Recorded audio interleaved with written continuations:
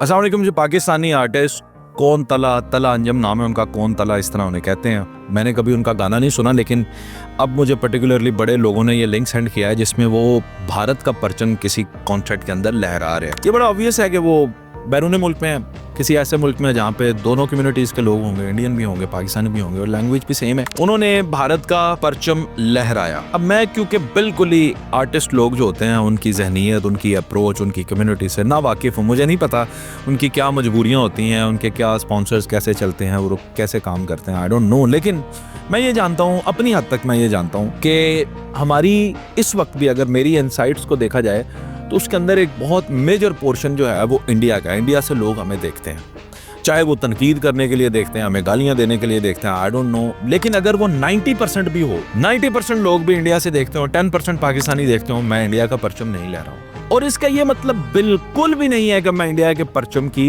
Disrespect करूंगा, not at all. हर परचम की एक रिस्पेक्ट है, बिल्कुल कहीं पे परचम इंडिया का लगाओ मैं हाथ भी नहीं लगाऊंगा भाई।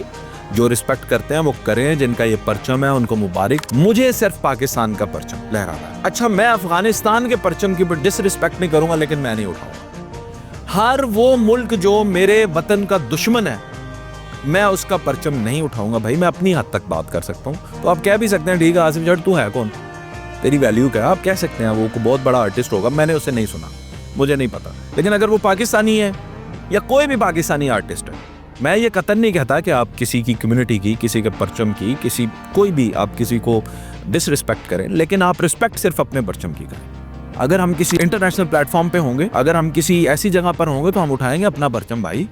जिसने हमें इज्जत दी है, जिसने हमें नाम दिया, जिसकी वजह से हम हैं जहाँ पे हमने मरना है, जहाँ पे हमने दफन होना, हम उसका परचम उठाएंगे ना भाई। तो मुझे तो ये बिल्कुल भी कॉन्सेप्ट समझ नहीं आता। बाकी उनसे मोहब्बत करने वाले लोग ज़्यादा बेहतर समझते हैं वो किस पर्सनालिटी के मालिक हैं, क्यों उन्होंने उठाया, उनकी ऑडियंस इंडिया में कितनी है, या उन्हें जिस तरह राहत साहब हैं उनको इंडिया में भी इक्वली, आतिफ साहब हैं इनको भी पसंद किया जाता है। सो किया जाए। आतिफ को मैंने ये देखा है अलबत्ता कि वो इंडिया के प्रोग्राम में बैठ के भी वो बात पाकिस्तान की करता है। तो फिर असी भी पंजाबी जी कहने हैं जने दा बच्चा भाई, जना लगे। So that's it. आपने भाई अपने वतन को रिप्रेजेंट करना होता है। ये मेरी सोच है, ज़ाती है, महदूद सोच आप इसे भी कह सकते हैं। आप जो भी कहें, मेरे ऊपर को लेबल लगाएं, मुझे नहीं पता मैं ये। लेकिन हम अपने वतन के इश्क के अंदर सरशार हैं। हमारे लिए तो पाकिस्तान फर्स्ट है, पाकिस्तान ही है, पाकिस्तान को ही हम दिखाएंगे भाई। अगर कोई आर्टिस्ट पाकिस्तान का, इंडिया का परचम उसे बहुत पसंद है, वो उठाता है, लहराता है, कोशिश करें वीज़ा भी मिल जाए, नेशनैलिटी भी मिल जाए। शिफ्ट भी हुआ, अदनान समी साहब ने भी पाकिस्तानी नेशनलिटी को छोड़ा, इंडियन नेशनल हुआ, कोई एतराज़ नहीं है भाई, जाएं रहें। तो अब अगर उधर के नेशनल है अदनान समी और वो उठाते हैं इंडिया का परचम, वी डोंट माइंड, ये हमें क्या मसला है। सलमान खान है, वो शाहरुख खान है, वो इंडिया के हैं, वो इंडिया का परचम उठाते हैं, पाकिस्तानी लोग फिर भी उन्हें प्यार करते हैं। आर्टिस्ट को तो प्यार मिलता ही है, लेकिन वो कभी पाकिस्तान का परचम नहीं उठाते। तो हमें बुरा मानने की क्या जरूरत है भाई, आप इंडियन हो, इंडिया का उठाओ। हम पाकिस्तानी हैं, पाकिस्तान का परचम उठाएं।